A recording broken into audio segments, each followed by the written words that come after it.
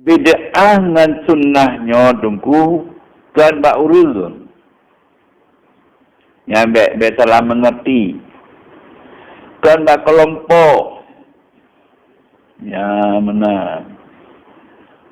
Kelompoknya kelompok Ahlussunnah wal Jamaah. Ya benar. Kemenan. Pucit. Ahlussunnah wal Jamaah bak iktikad. Berangkasa golongan je, berangkapu golongan je. Etikad, lagi etikad yang dikebah oleh Nabi. Etikad yang dikebah oleh para sahabat. Nyan urang ahlu sunnah wal jamaah. Nyan yang urang. Dan contoh yang etikad gonyan lagi nyan etikad ahlu sunnah wal jamaah. Kadang gotnya nak etikad yang lain yang kan Ahlussunnah wal Jamaah. Berarti gotnya pelan siblah Ahlussunnah wal Jamaah sebahagian kan. Jadi makaji hanjit taposisat aju secara global. Ya, sebab sipulannya iji di satu sisi Ahlussunnah. Di sisi yang lain Bid'ah kena bisa jadi laganya. Malah kepegang empat yang si raya bid'ah Syekh Abdul Qadir Jalani pegang urang sembahyang berjamaah hanya tepat si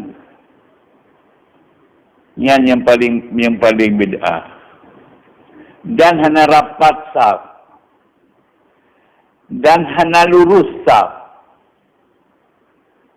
Jadi hanya lurus, hana rapat, dan kingkung su, hana lurus. Nyan bid'ah. Munyonyan bid'ah, ditanya yang tak wado tadu sunnah jamaah, nyan buat nyan bid'ah. Yang dah terbuat doa dia. Kita berdoa dia, nyan bid'ah. Baik banjir kalau sunnah wal jamaah, baca pegang Ahlussunnah wal Jamaah yang karena kertu Ahlussunnah wal Jamaah kan. Yang Ahlussunnah wal Jamaah etikad dan buatnya sesuai dengan ayat, hadis dan ijma' para sahabat. Ya benar. Oh, mandum yang sesuai dengan para sahabat atau para aulia mandum sesuai dengan ayat dan hadis. Berarti konya penuh Ahlussunnah wal Jamaah. Konya penuh Ahlussunnah wal Jamaah. Pun nanti tanya jino sabar sisi Ahlussunnah wal Jamaah. Di sisi yang lain kan nyai tanya hana penuh Ahlussunnah wal Jamaah. Sikan-kan Ahlussunnah, si penan semi Ahlussunnah wal Jamaah karena hana permanen Ahlussunnah. Benar. Hana permanen Ahlussunnah wal Jamaah. Jadi makanya kitanya hajin hirian.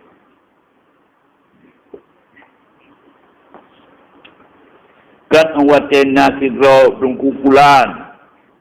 Semua pendapat yang dekat konyen jati Ahlussunnah wal Jamaah. Apalagi gino. Yo masa kaji ustad dengan agama. Masa kaji ustad dengan mengerti hukum. Dengan ilmu kaji ustad katanya. Pertama jiuh ulama. Yang kedua jiuh dengan membaca. Baca kitab-kitab yang kembali ulama, analisa baca. Ya, jelas idanya.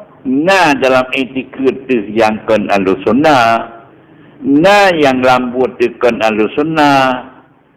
Tingkah laku dia kan nanti tingkah laku Ahlussunnah. Maka secara garis besar yang dikenal Ahlussunnah wal Jamaah adalah etikad dan buat urang sesuai dengan sunnah Nabi dan sunnah para sahabat. Ya benar. Jadi ke bid'ah, konyo ke bid'ah ke bulan bulan ke bid'ah ke tenggunya. Ke bid'ah.